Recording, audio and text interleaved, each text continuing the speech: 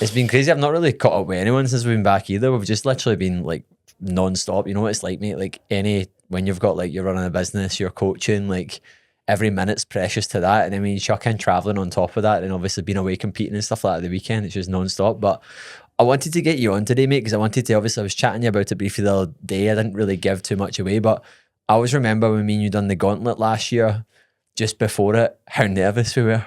Yeah. Like really, really nervous, but we were actually talking about like essentially how there is this like pressure on you when you're delivering the goods, when you're turning up as well, and especially as like a coach.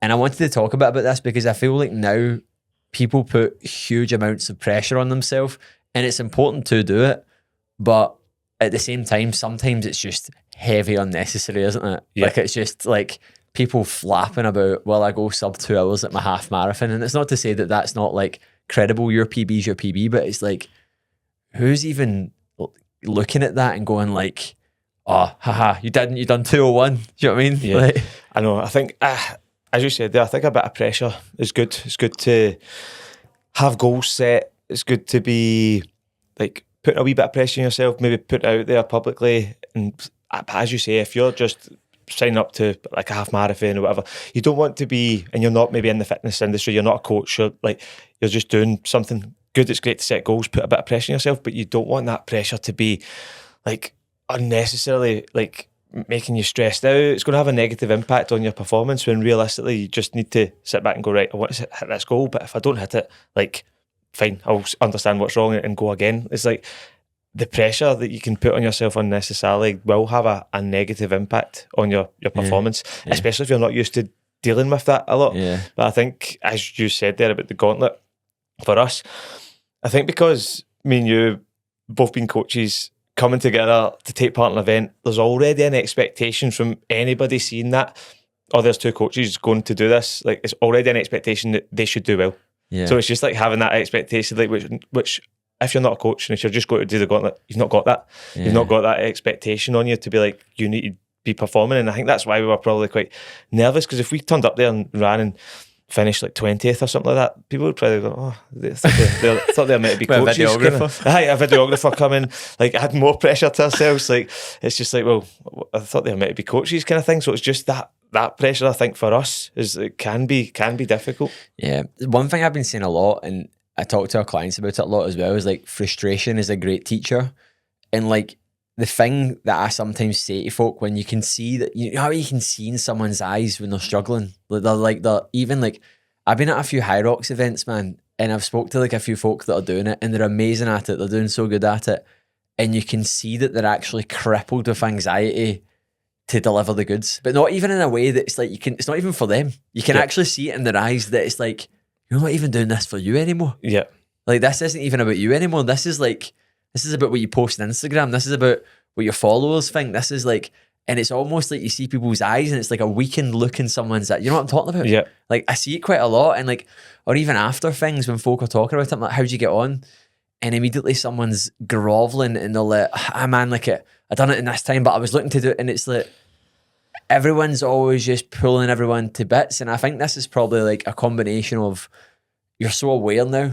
And I think when you weren't aware, there was something very, very bliss about that, ignorantly bliss, isn't it? Yeah. Where it's a good thing, but the connotations are like, it's quite a negative thing as well. And I was speaking to you a lot about this last year, like the end of last year, off the back end of just like they go on like good few events and stuff. And I was like, I'm fatigued. Yeah. It's tiring, man, because I'll use, as you mentioned, I'll use just the recent event I did in Katowice in Poland. Like, I was very nervous before that for a reason, again, pressure. I'd been wanting to try and get on the podium at High Rocks for over the last year, and me and Scott were racing later on, like one of the last waves, so we knew before we started what the kind of current number 1 time was, and both of us said like we could beat that. But see, just knowing that like that chance was there, like this is your chance, like if you perform you can do this. Like honestly, before it I was just like, Scott would probably tell you, like I was just really quiet. I was just like trying. One of the worst pressures I felt, probably similar to the gauntlet, not probably a bit worse, but just because like I want to get this. Also the pressure I've put on myself. Anybody kind of like the guys that were with us from the Progress Project and stuff, they're like, they've already got an expectation like, Jordan, you could do that. You can get the number one, and it's just like, all it takes for me to go in there a lap early or a slight mistake, and it's done. And it's just like, see, that pressure that you do we kind of put on ourselves, and just the nature of the role that we're in, it can be hard. And I have a feel that probably negatively impacted me. I know we won it, but I think my resting heart rate before the start of that was more elevated, and I was struggling. Like, I was really struggling it a bit on the rower. I put up a video, like, I was just like in bits, and I just like roll off the side, man, on my hands and knees. I think my heart rate just went so high, and then I'm thinking in my head, like, if I wasn't so uptight kind of before that probably wouldn't have happened. I probably wouldn't have hit that zone. But then in the same token, when I was like lying on my hands and knees there, I was like, am I going to just sit here and like kind of give up here? Or the pressure that I'd put myself under actually got me through that. I said, no, do you know what? You want this? Like, you've put it out there, you want to get this. And that kind of drove me on and got me through it. So it's like kind of works in two ways. It was negative to an extent, but also positive. So it's just trying to weigh that up. Yeah. So when I was in the Bali there, I was in a gym called Bamboo for the last month. It's like a really, really famous gym. And there's a lot of people that are coming in and out of it. A lot of folk that have got memberships, but a lot of folk that are there for a week or whatever. So you meet a lot of folk. There's like 1,000 folk can come in that gym a day. 1,000 people, mate, can go in that gym a day. It's mad, right? It's crazy. And it's massive. It's like a pure vibe. And this guy I was talking to one day, I was on the bike, and he came over to me, and it was like a pool of sweat around it, and he was chatting to me. Really, really cool guy. And then he was like, are you a cyclist? And I was like, nah, I'm just injured. Like, just cycling a lot right now. And because I was on the thing for the time, you could see the pool of sweat around me and stuff. And I was like basically chatting to him, and then it turns out that he's actually raced in Norseman. He's raced the circuits, the one with the Celt Man and stuff in it. And he was like, he'd done like 10 Ironman. And he was like, he was 55, he looked about 45. And he's actually the race director of the Winterman in Prague. Yeah. So he was like, it was dead nice to chat to him. But he said something, Jordan, and it just spoke to me so much. Now, if he said this to someone else, it may not have landed the same way, but he was like, I was like, when did you peak? Because I always ask older athletes when they peaked, because I want to know when did you peak in your sport? And he's like, 47. That's when he peaked. And it just makes you think, right? But he said something after that. He's like, when I was 30, that's when I got into it more seriously, but I didn't have it up there. It wasn't until I was 40 that I had it up there. And what he was referring to is emotional maturity. And like a lot of people, you have to go through this, like this frustration, this pressure, putting unnecessary amounts of pressure on yourself to then get it. And I think like for me, like we're not pure old now, but 31 years old. I know you're a couple of years older than me, but like 31, like it's now came to the point where like even at the weekend there, where like that event never went to plan, like fucking obviously got a DNF, like put a lot of work in, and I was emotional about it for 10 minutes. Then after that, I've been fine. Yeah. Like, because I'm like, it doesn't define me. And I think for me, it's like the thing that I've really realized, like how I'm looking at this is like, it's your actions, man. It's like, what do you value? Like, what do you, like, it's not to say, of course it's frustrating. Of course it's annoying. Of course I want to be able to run.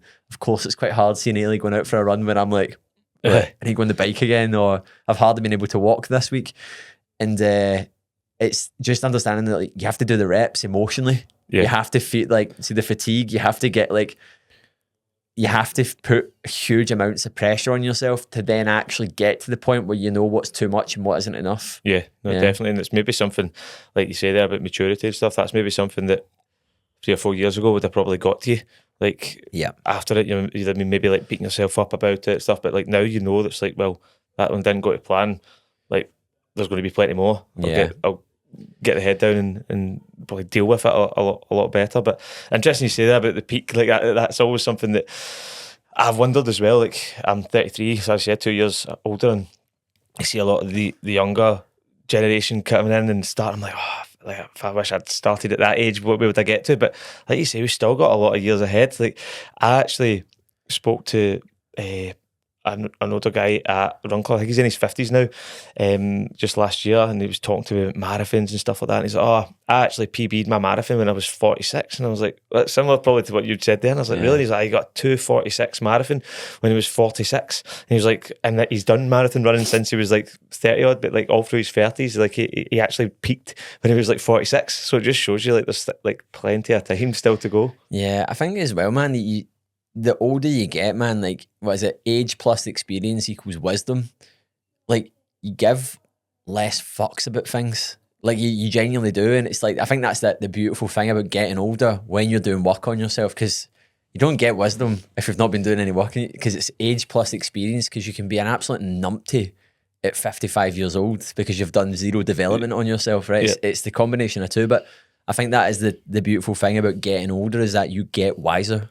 You actually get, like, you get more wisdom, you get more insight, and like going through all these different things, it's all part of the journey. It's all part of the parcel. You're meant to do it. And I think, like, what I think probably one of the biggest things that overwhelms me about the pressure as well is that when you do something, like, is the amount of work it takes to get to there.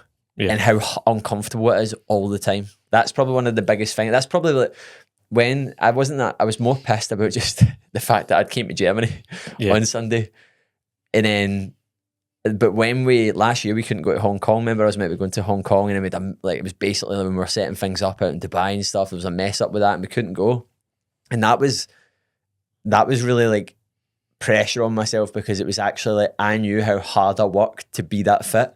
Yeah. And that's what a lot of folk don't realise about fitness. Like, you only borrow it. Yeah. Like, you're only as good as your most, like, because a lot of people don't get that about fitness. They don't understand how to push fitness. They don't get that it's like a constant thing. You need to be, like, chasing it and climbing. And it's almost like a base camp. You have to get there, then sit for a bit, and then you have to go up again.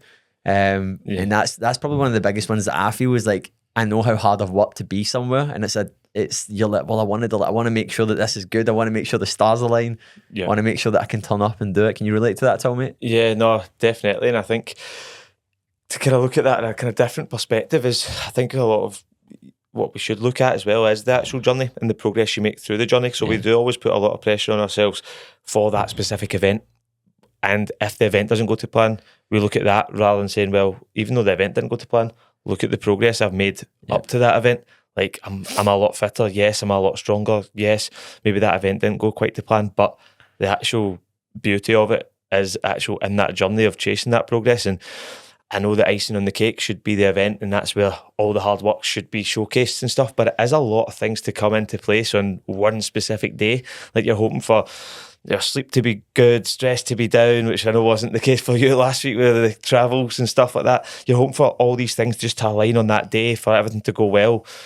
And yes, if it goes brilliant and you get that podium or you finish it, get your PB, whatever, brilliant. But at the same time, if you don't get that, just don't beat yourself up too much, in the sense that, well, are you still further ahead than where you were when you started the journey to this event? And if the answer is yes, then you are still making progress. Maybe you've not got a flag or a PB to show for it that day, but you're still a lot further forward. So it's just about, it can be frustrating, especially, I know the amount of work we put in for training.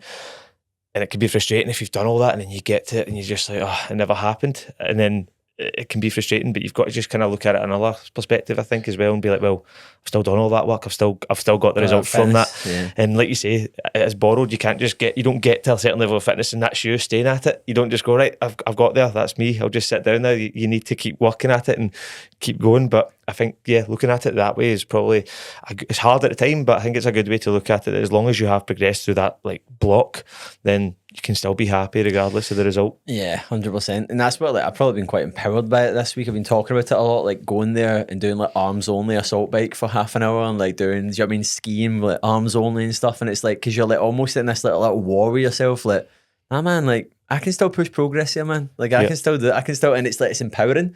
Whereas that version of yourself that's always looking for, like, everything has to be done a certain way. I suppose it's like, you know, when you speak to someone that's new in your journey and you bump into them and you chat to them and you say, how are you? And they go, brilliant, down another 14 pounds. And there's a part of me that's like, that's great, man. But, like, there's a lot of validation going on this weight coming down, right? It's not to say that it's not important, but if that's your first topic of conversation with someone, what's going to happen as soon as that isn't moving in that direction? Because you're validating a lot of your happiness on that. It's the same when, like, people do things like, they do an event, right, and the preparation's disgusting. The actual event itself is so hard. Then they put up a smiley picture at the end as if they cruised it and they don't talk about how hard it is. Yeah. And what they end up doing is they end up actually, like, they take away from everything they've done to get to there. And then essentially if they put it on the outcome. So then if they don't get the outcome, they're going to be miserable. Yep. You know what I mean? So I think, like, you do, like, as you said right there, you need to learn to, it's that cliche thing, fall in love with the process. Like, learn to actually just become methodical, learn to, like, just look at everything as waypoints, look at these things as there, like, I'll get to there, and just the more you do that, like it's just putting yourself out there, isn't it? And that's what folk forget. They put themselves out there, and this is that feeling of things not going to plan is they're coming up with all these reasons, and it was this and it was that, and like the wind was here, and it's like it was just second race, man. Yeah, like, I know. It's one thing for you as well that like I admire is when stuff it does. You mentioned if people placing a lot of like focus on the weight loss or a specific thing, and if that doesn't happen, they're just like, oh, like for you, mate. I know, like in the past, you broke your hand, you've got an ankle. You're always training so hard, regardless of what the issue is. You go, all right, okay, I can't use my hand. Like, what can I do? I'll do this. Or if my ankle's like, I'll be doing arms only assault bike. Like, you're adapting and continuing to push forward, which a lot of people wouldn't do. It would be like, oh, I can't do this, or I can't run, so I can't do my high rocks. Like I'm not doing it, and I'll just wait till this is better. Whereas you're always adapting and going, right, okay, but I can still keep pushing here. And I think that's always something that everybody should sort of look to and do, because an injury doesn't mean you stop and do nothing. You need to keep working. There's always other ways and methods you can do it. And that's because I look at it through that lens of pushing fitness. Yeah. And like when you start to understand this, like people don't get it. It's like you probably get it as well with folks. Sometimes they're like, oh, this is sore right now, I didn't do that and that. And I'm like, by the way, they're key sessions, by the way. Like, and if you don't do them, like you'll feel that next week. Yeah. Like people just do not get that, like what it is to push fitness. And it's because so many folk have exercised for a long period of time and have not actually really progressively overloaded properly. Yeah. So then when you actually start doing that and you realize that like it's just a line going up the way, like it's like the cost of not doing it will be more painful than doing something that might seem monotonous. But it's weird that when you do these adaptations, what I've found is that you weirdly, I said to Ailey today when we were coming back for the gym, I'm getting sadistic with like things that I never done before. That it's like, to see when we were in the gym in Bali, there was an air conditioned room and a non-air conditioned room, right? And I was like that, right, I can't run right now. I'm going in it's not an on air, it's outside. It's just it's outside. It's just roasting. And it's 30 degrees, the humidity's so high, folk are training in there, it's a hot box. And I'm like, right, I've got the option to go on the bike in the air conditioning room or the hot box, man. Yeah. And it's like, and it's same with like, even last night, I was like, right, I can go, and now I can actually cycle, I can do it. So I couldn't do it up until Wednesday. So Thursday was my first time doing actually pedaling my leg. It's still sore, but it's fine cycling. So I was doing arms only, and there was a part of me going like, right, you can use your legs now, just go on the bike here. And I was like, nah, man, an hour on the assault bike. Yeah. Like, hour on the assault bike. Like, I want, like, because if you can then, because what these things seem so like, see if I was just running, because it's weird, we become comfortably uncomfortable. Yeah, we find comfort in discomfort. Like we without even realizing it, folk do something hard, and then it actually becomes the norm, and then they go, no, like I do hard things, but they're actually just avoiding something. But now I'm like, that going on the assault bike used to be like terrifying me for going on that thing for an hour. Now I can bash out like an hour and a half on it. I'm just going to keep doing that. You know what I mean? Like I'm going to keep doing that because it's going to callous my mind as well as my body. You know what I mean? I think the mental work and the mental side of things is key. Even just yesterday, actually, I was busy day and I was just like, had a run to do, and I was like, I was trying to look at my diary to see if I could fit it into another day, and I was going, no, like this is when you can get it done. You need to go and get it done. And it was like 10k. It was like a couple of k easy, 10k at marathon pace, and a couple of k easy at the end, and like honestly, mate, see when I just started the 10k at the marathon pace, it immediately just felt awful. Like I get a stitch, and I was just like, part of me was going, right, just make this an easy run, and then we'll pick this up another time. But I was going, nah, like that's not, like you're going to be in a race or you're going to be at an event where things are going to be getting hard. So if you're just going like, oh, this is hard, I'm going to stop this. It's like, see if your training run or your training session is hard and it feels terrible, good. Like just embrace that part and be like, right, this is me, I need to push through. And I did, mate. I just kept going. Stitch started to subside, managed to get through it the other side. I'm like, so thankful that you just pushed through that and did that, and just like training the mind to be like, get through that. Because if I just stopped at 2k, I'll just make this an easy run. That's just like giving your mind that chance the next time that happens. You're just going to let it slide. So it's just about try to train the mind as well as the physical is just as important. Yeah.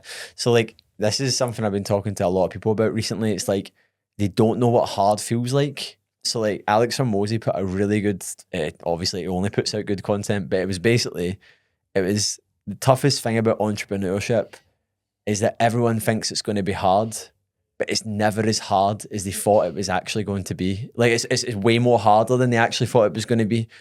Me and Neil have been talking about this a lot. Like, and the hard isn't in like a tough workout, it's usually your emotions, man. Yeah. It's usually your emotions getting the better of you. It's usually the fact that like you're actually not able to cope with something that you thought you were able to cope with.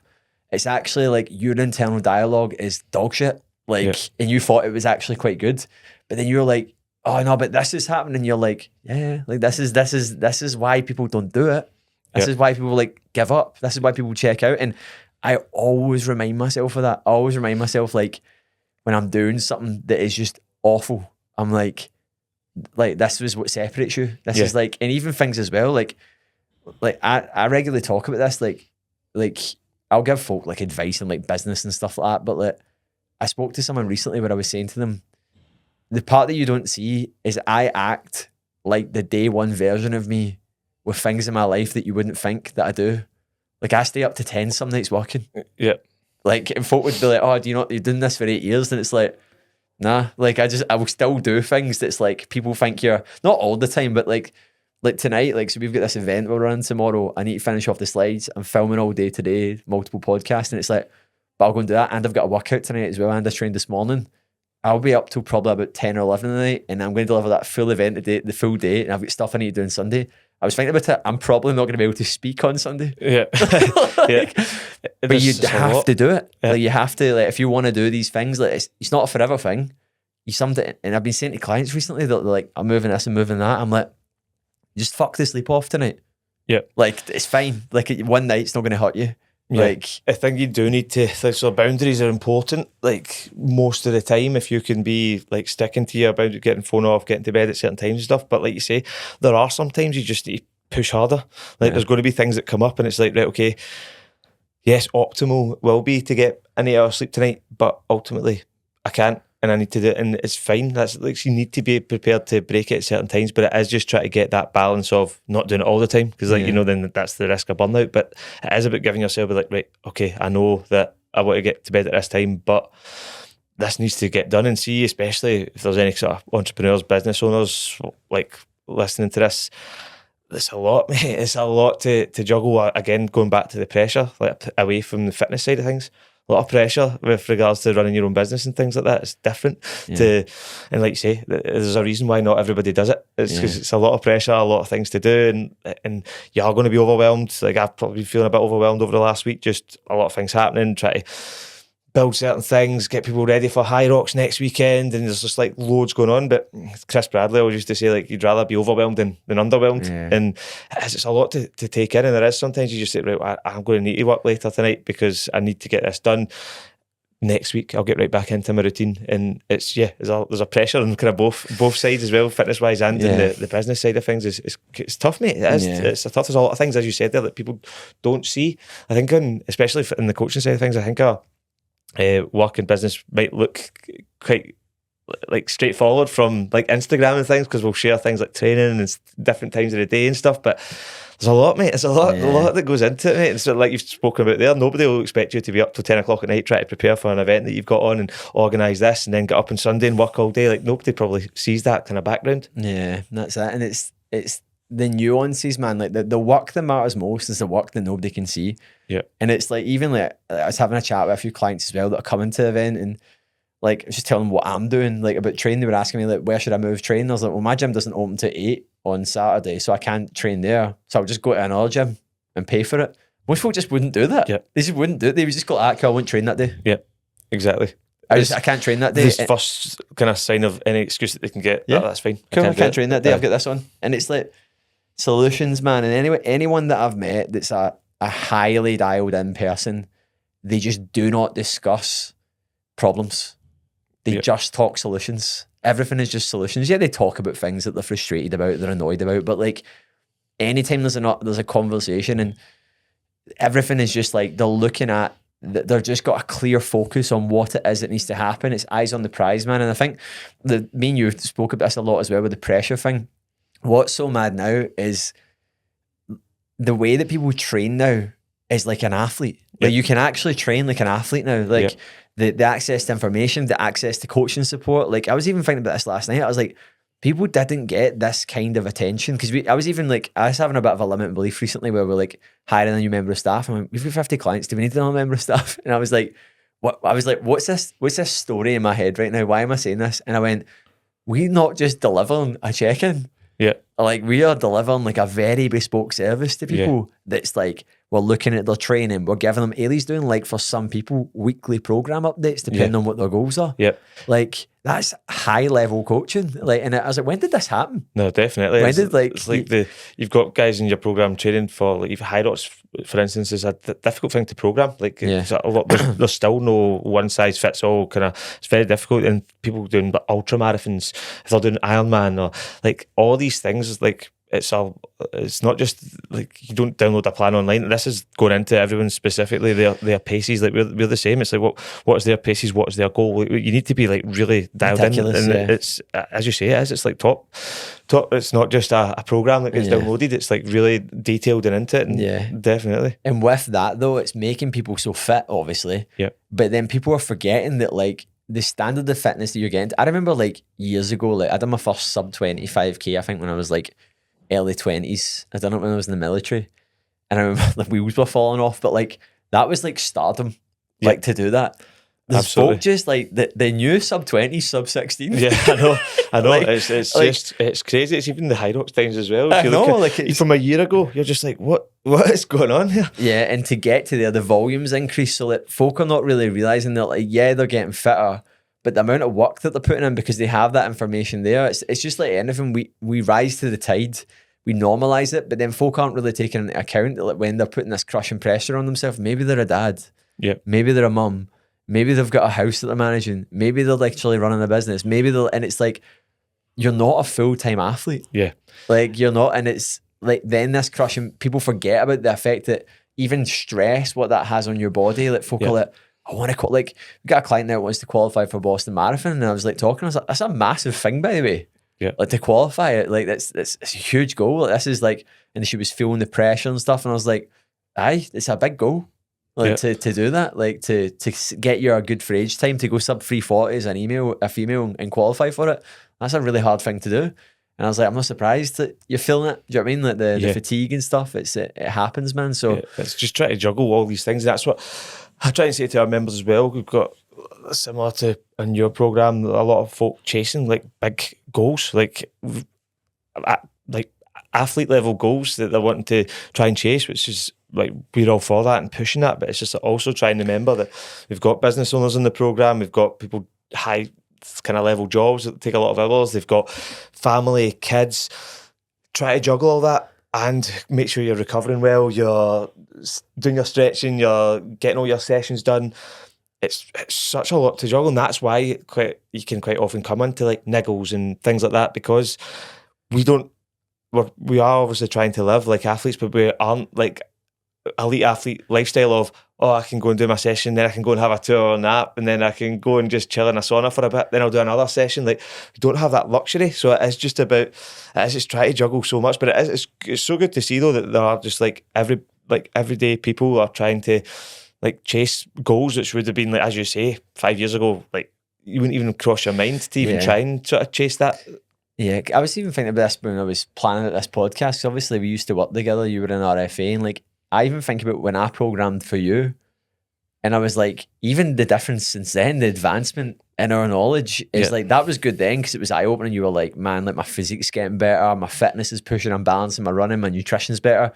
But even look at like that compared to, it was shoddy compared to now, and that's just because everything's evolving. And it's like you sometimes think, is this always been about? It has always been about, but it was previously only accessible for folk that were being supported by universities. Yeah. And getting massive sponsorships. Now the everyday person has access to like really, really great information, support, and like easily accessible. I mean, yeah, you need to pay for it. You need to pay obviously money for coaching and stuff, but like at the end of the day, like, nothing comes free, does it? Like to have this, you can get it online as well. You can go and ChatGPT and do it, but like it's mad like what you can do now. But I think that's it. It's like folk have forgot that like the standards getting so high now. As well, but no, it's weird at the same time. It's always getting really low as well. Yeah, and that's what I think folk forget, that like your algorithm only exposes you to like what you, the people that are ahead of you, what you're chasing. Yeah. So like Susie that doesn't train and has never been to the gym in her life doesn't have the same Instagram algorithm as me. Yeah, and there's the thing is as well. It's like, as you say, although the one side, like what we'll probably see, everyone's getting fitter, look at these times going further down, but then on the other side, like obesity is still rising, like all these things are still happening, but it's just like the access to information you've got now, it's crazy. Yeah, it's madness.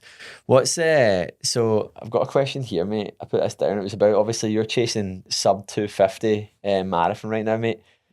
How different is like your internal dialogue now from when you started? Because I would class you when you started seriously taking when you went sub 3 in April 2023.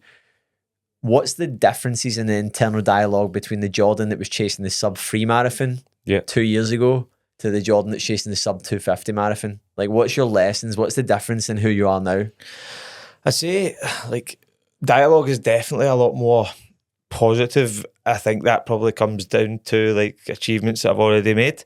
So sub 3 being one, then over the last year starting to get podium spots in different events and stuff, and just having like worked hard to get to that point. I think now it's more when I go and start a journey, like when I started that sub 3 journey, from the start I was kind of like, I don't think I could do that, but like we'll go for it anyway, push hard, but always in the back of your mind it's that negative, kind of more negative self-talk, and like, this is like a real big goal, like you're probably not. And if somebody said to me 250 back then, I'd have been laughing, but it's like, see, once you do achieve that, and you're kind of like, that was like probably the first big goal that I achieved, and I was just like, that's like, I'm really proud of that. I was like, so I've done that. I didn't think I could at the start, but I've done that now. And then next up, like podium spot, and I run an event at the ultra marathon. I was like, right, okay, brilliant. And see, after that, like when you start to work hard and you do achieve things, it's more like, see, when I decided to go for this 250, I've got a lot more positive about it. It's more just like, I'm going to get that 250 if I just work hard. And because I've went through the full processes now of working hard, following the plan, like knowledge, continuously getting better and better. It's like, I know that if I stick to this, I'm going to do it. And I think just from experience, again, you kind of mentioned experience is equal to age, and experience is equal to the wisdom. And I think it is just, the more you experience things, the more journeys you go on, the more you push yourself out your comfort zone, the more positive your self-talk's going to be, because you just have more belief. You have more belief in what you're doing. Past experience shows that you can do it. And I'd say, the internal dialogue for me now is always just like, you can do it, like, and within reason as well. I'm not going to go into, all right, I'm going to do a 230 marathon. It's like, obviously relative, like reasonable jumps that are attainable, but it's more, the self-talk's definitely more positive, I think, off the back of just experiences, mate, and just and learning. It's belief, isn't it? You need to, like, we see this to clients as well, where it's like, sometimes they don't realise the value is in the process of like actually succeeding.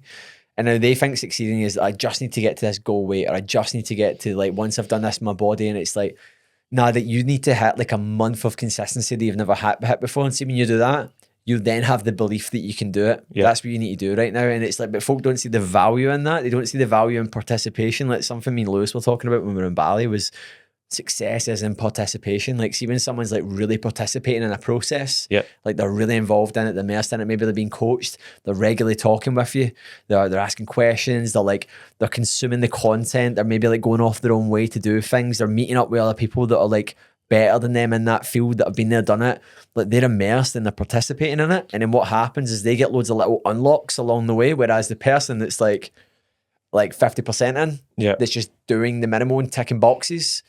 And that's a belief thing, man, because like I say to clients sometimes when I'm on a call, like, and see if someone's maybe doing that ticking boxing thing, where I just say to them, I'm like, what's the story right now? What's the internal dialogue? And they're like, what do you mean?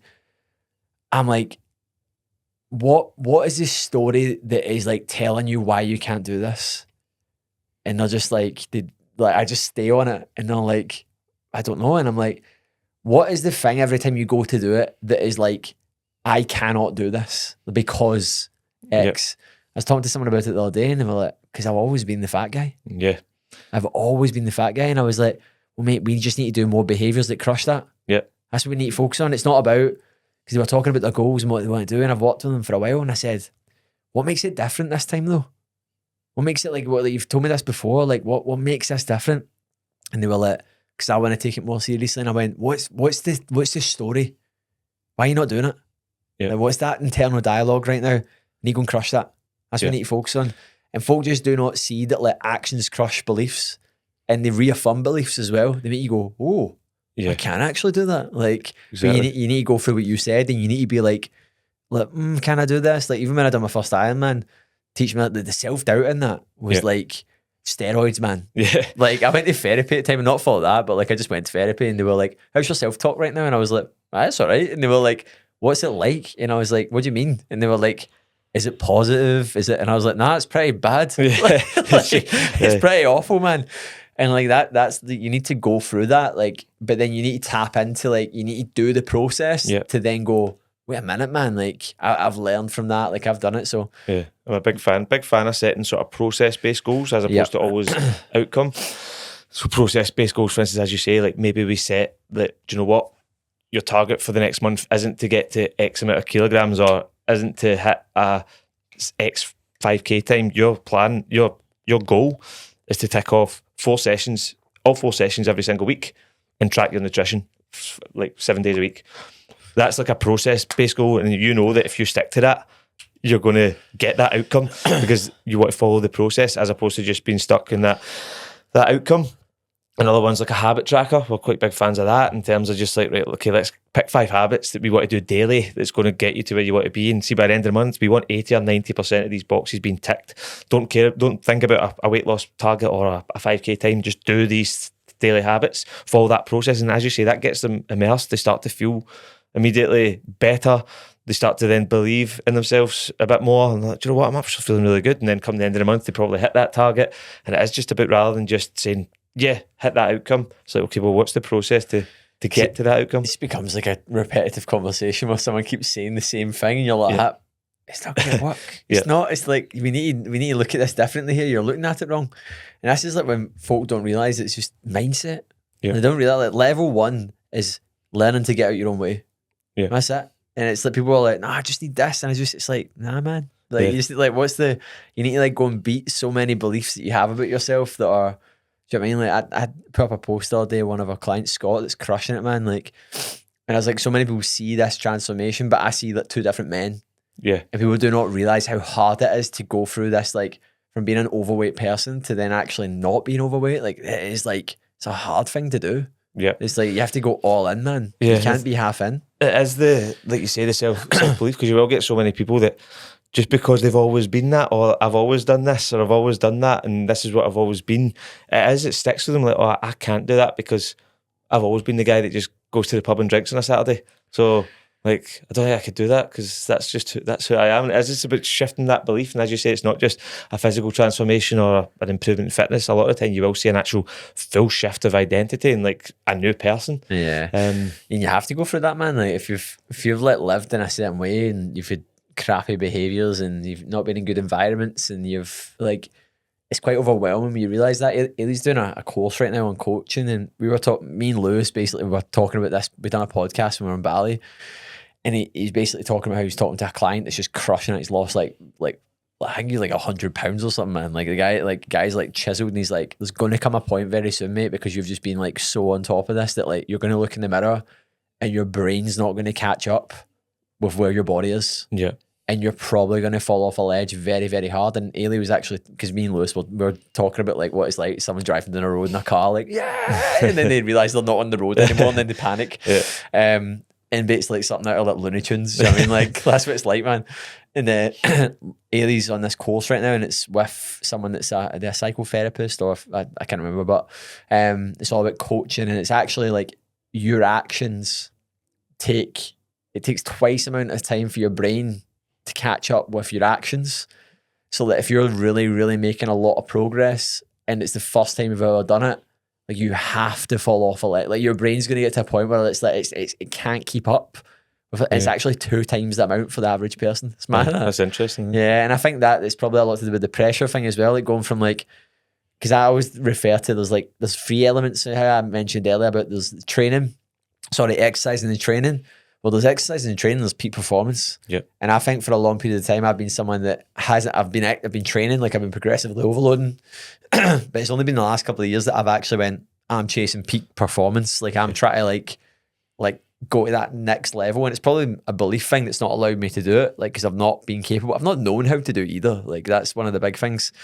But then it's just that next level. Like the pressure comes from that. So like that's why so many folk are crippling themselves with it, because they've been this person for so long that's played it so safe that for the first time ever they don't actually realize they're just taking a risk. Yeah. And what I named that YouTube video as is that you're rolling the dice, man. Yeah. Like there's a risk that like you could get an injury, you could flop, you could look like a tit when you go around, you could butcher the prep for this thing and actually like really not get the outcome. You could learn a lot about yourself and feel like a tit for the entire thing. There's a lot of coulds there. Yeah, I know. And it's just when you put yourself out there, like you say, doing YouTube series or whatever, putting it on your Instagram, putting it out there, it does create a lot of pressure. Like you do have a lot of kind of like comes down again to the self-talk. Like you just do need to just trust in that process and keep that positive self-talk, because if you start getting too uptight, oh, I've said I'm going to do this, I'm doing a YouTube series, oh man, I'm going to flop, I'm going to do this. It's just, you need to still have that positive self-talk alongside it. Yeah, well, you see a lot more now as well that people are doing it. You see them giving into it, but it's like folk deleting posts or folk putting up Stravas that are like inaccurate, like they're pausing their watch every time they stop. Yeah.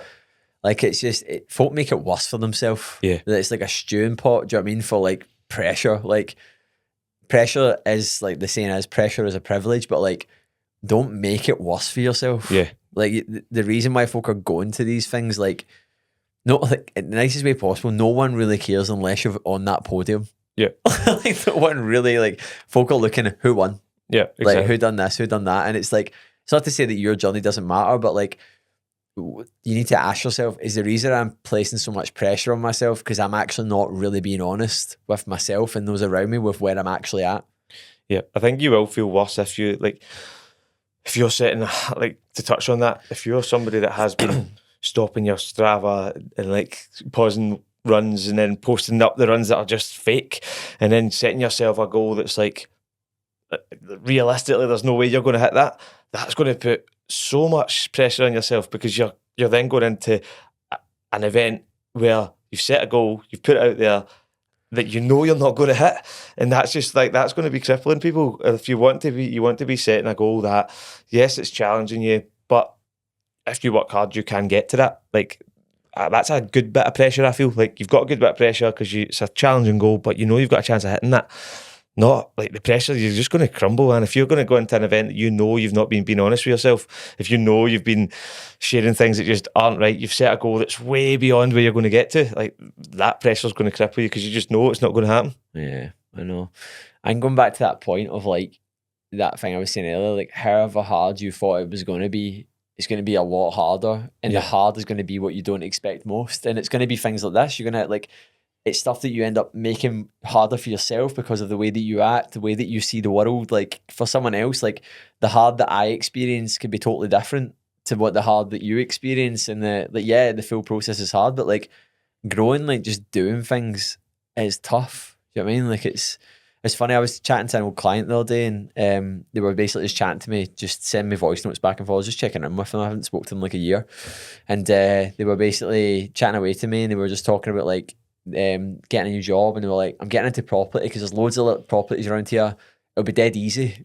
And I was like rewording it, and I was like to him, it's not easy, man. No, like that, like not. Don't go into it thinking that's easy. Like that's not going to be easy at all. It's going to be like that's running your own business. That's definitely not going to be easy, and folk don't realize that they're doing it. Everything's just like quick cash, or like quick, like, I'll just do this and I'll just do that and I'll just get this. And it's like, even with like High Rocks, man, the amount of folk that are like sub 60 and you're like, I don't think folk realise how hard that is. This is hard, yeah. It's like, I think the downfall immediately, if you say something, this is going to be easy, I think that's already a downfall straight away, because like, as you say, things are always a lot harder a lot of the time than what you think, and especially at High Rocks, as you say, sub 60 is the kind of buzz word of like, oh, but like that is seriously hard to achieve. Like I've actually said that I think going sub 60 solo High Rocks is harder than a sub 3 marathon. In my opinion. Obviously it's different, people with different strengths and stuff like that, but I do think like it's just seriously hard.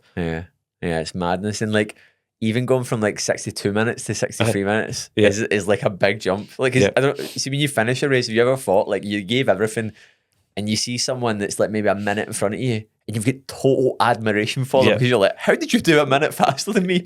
Like it's because you actually don't, when you're in it and it's that participation, like you need to go through things a few times to feel. You need to like feel what it feels like. Yeah. Like you need to go through the ringer to get to that point. Like you need to like even like a run or like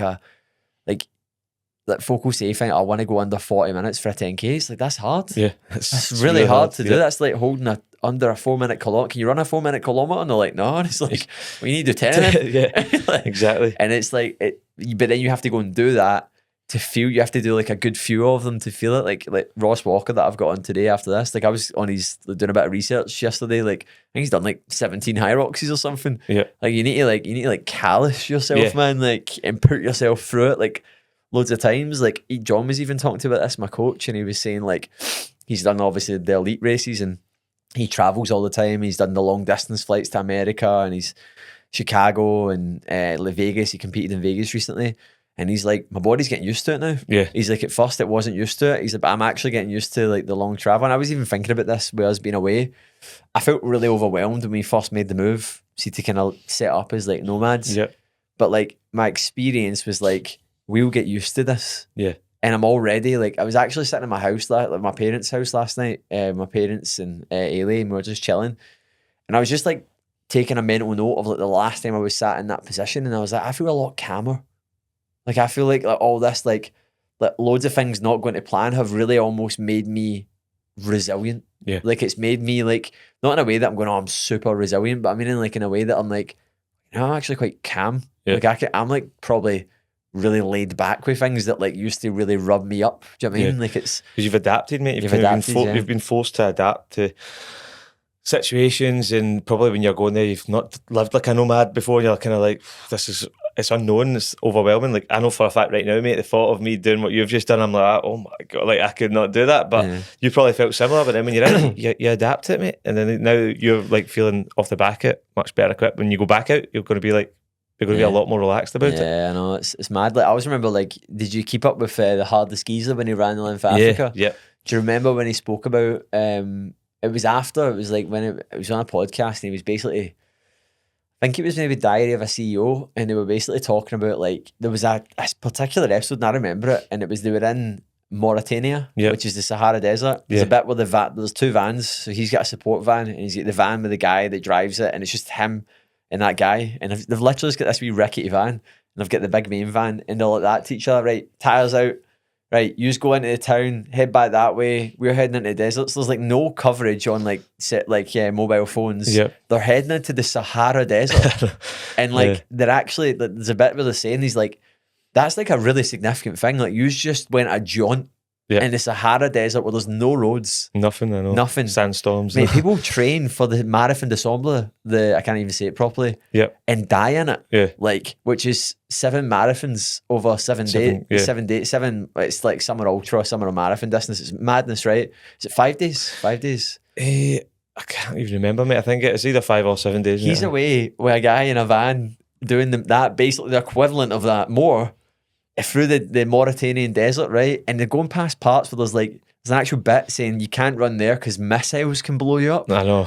And he's like, but what he was describing is that like, because they had spent months just dealing with so much crap that like, if that happened to him on the first week, he'd have been they would have been in meltdown mode. They would have been like, you can't do this. And oh my God, like let's, and they were so accustomed to the madness of like what they were experiencing in a day and a week that like that was just a day in the office. This is just normal. It's like this isn't phasing you anymore. It just becomes a point where it's just like, well, all right, okay, missiles, that's fine. We've already dealt with I've been kidnapped twice. You've been kidnapped, I've been robbed. Like it's just like fine. Yeah, man, I can deal with missiles. Yeah, I can deal with drones. Yeah, exactly. It's mad, but like, and that like again going back talking about my coach John, like I sometimes like when I see John do things compared to like. He's obviously got an athletic background. He was in the special forces, but like he said something. He was on the podcast with me that was like very true. He's like, I went through one of the hardest selections in the world, so like an hour of pain isn't too bad. Yeah, well, that's the way you look at it, and it's like a pretty when you do things, and it's just like anything in life. You have to going back to the point where you said about the sub-3 to there. You have to build up the evidence to yourself that you can do it. Yeah. And some folk that maybe are doing things and they're starting on earlier on than you are, they don't have your awareness and that's. I remember I was at Michael Sandbach's seminar last year, and I said to him, I was like, do you think the elites will always stay in their 30s? He was like, yeah, dead certain. I don't know now, because I think there's a lot of folk that are like getting more aware, and they obviously, there's some folk, man, that are like stupidly fit and they're like 18. Yeah, Like, exactly. look, that that are Yeah. like Ross is coming in like early 20s. Madness, man. And like it could change, but I think as well the emotional side of it is like a big part of it. Yeah, and definitely. I think that's why the combination of better education, better information, better support, better technology, and people being more emotionally aware, I think that's why like people are doing really well in their 30s into their 40s now, versus like it was led to believe that life stopped at 30 before, I think. You know what I mean? Yeah, Like, exactly. some folks still believe that. I know, and it's the thing is, like, I'm the fittest I've ever been. You're probably in the place where you're the fittest you've ever been, like achieving things I've never achieved before. It's like 33, like it's like people do need to, as you say, you might speak to a lot of people as well. Like, oh, I couldn't do that. Like, I've got 2 kids now and I've got a job, I've got a dad bod, like I can't do that. Well, you can. That's again a belief. You've put that belief in yourself that because you're a dad now and you've got a busy job that you can't do that.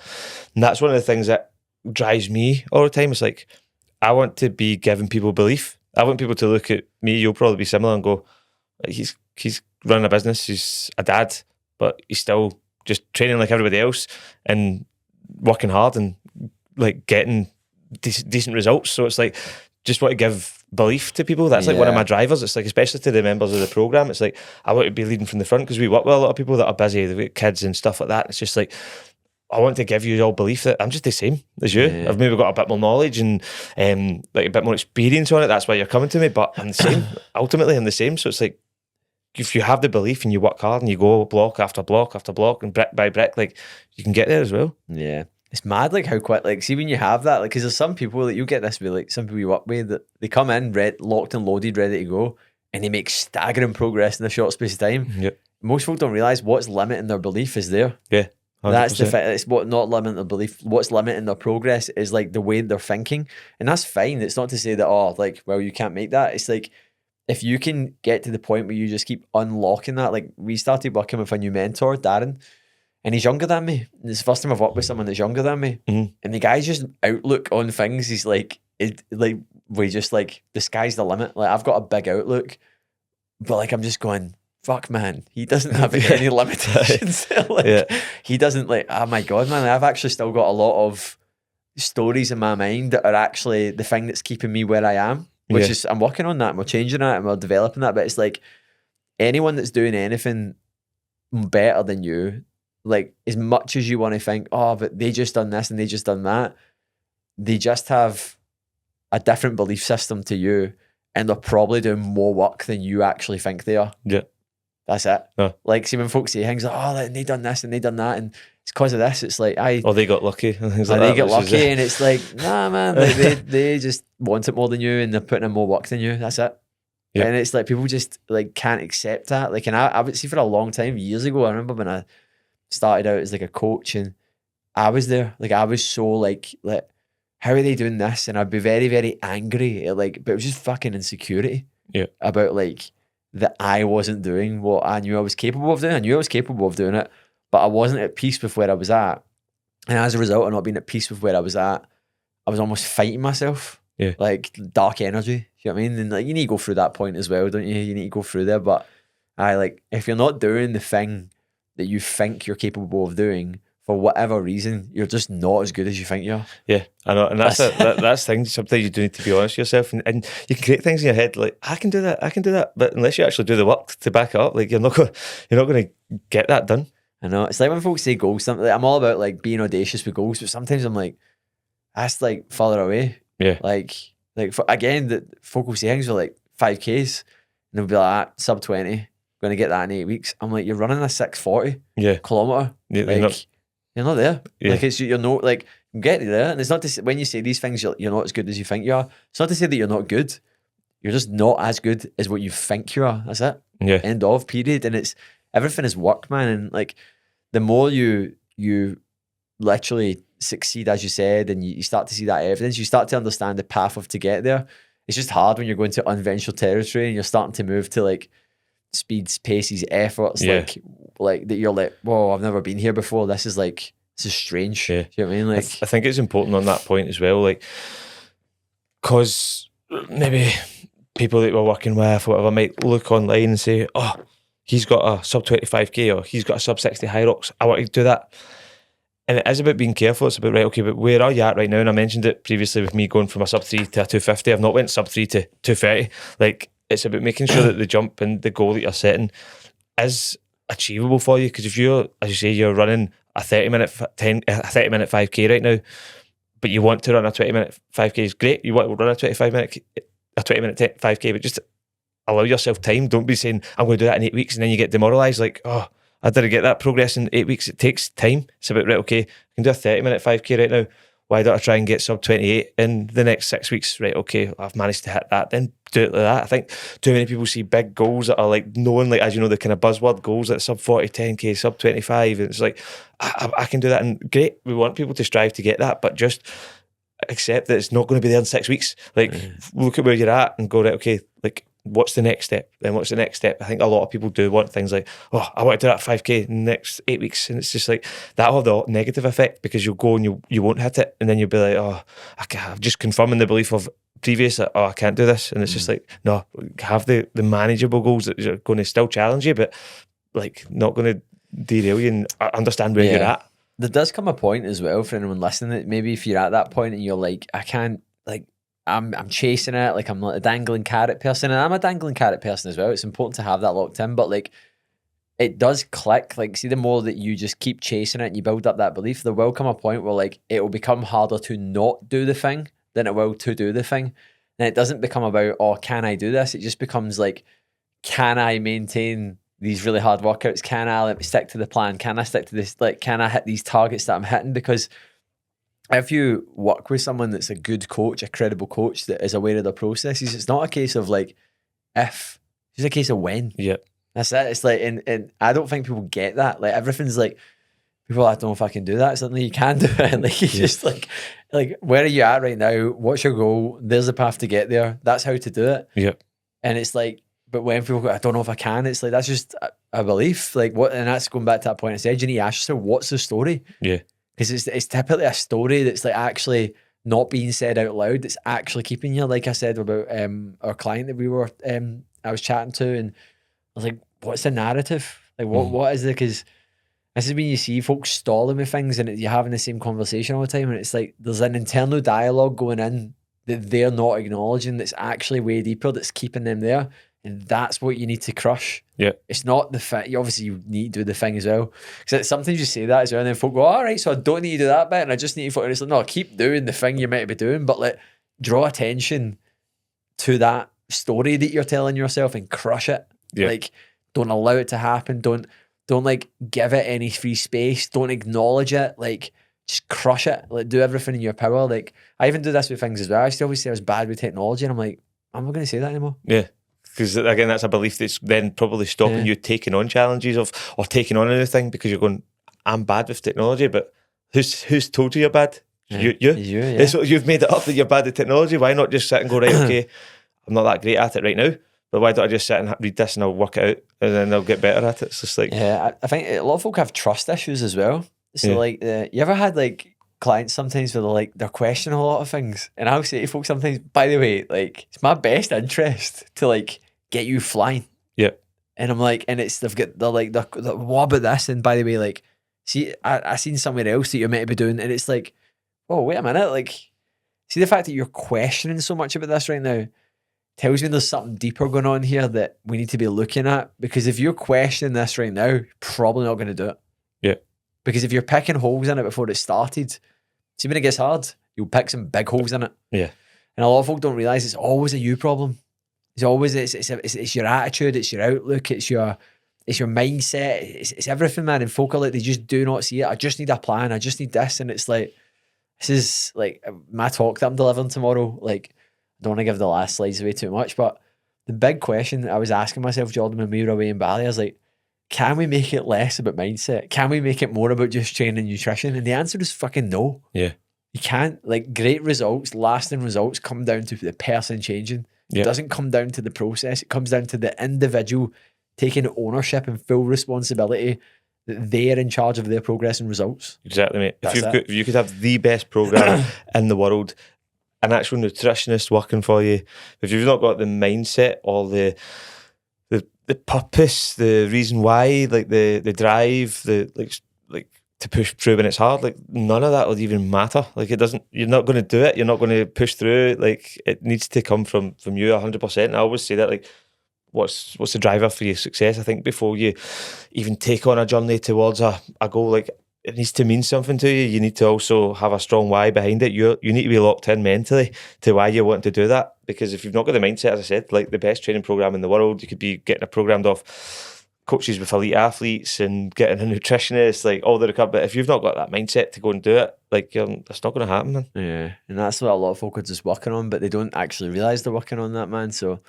yeah, man, I think that's probably a good part to round things off with, mate. So I hope everyone that's watching this is obviously taking away a lot from it. Obviously, the big thing today was like how to deal with stress, pressure, and I think we've covered pretty much a pretty good deep dive, mate, into regards to where a lot of it comes from and how we deal with it, our own experiences as well. So before we close things off, man, can you just like share anything you want to share, of course, but like, if you want to share like where everyone can find you and stuff as well, Jordan? Yeah, no, cheers for having me on, mate. Enjoyed that conversation, and I suppose if anybody is like setting big goals, got big events coming up, and they are feeling a bit of pressure, they're feeling a bit of stress, and they're kind of it's impacting them, then feel free to reach out to myself or Christian. Like it's something that we've now got years of experience now of dealing with, so definitely. And yeah, just at the Progress Project _Jordan's probably the best place to find me on Instagram, mate. Awesome, brother. Well, as always, guys, if you're watching this on YouTube, make sure you've subscribed. I've actually found out a mad statistic that's like 50% of your viewers don't even subscribe to what you do, man. So go and hit the button. It's like around the screen here somewhere. Like just click it and then like subscribe to the channel. I've got a goal of hitting 750 subs in 24 days. We're a wee bit off. Well, again, goals, you set them and you might not hit them along the way, but make sure you're subscribed to the channel. Thanks very much, guys. I hope you enjoyed. See you later. Goodbye.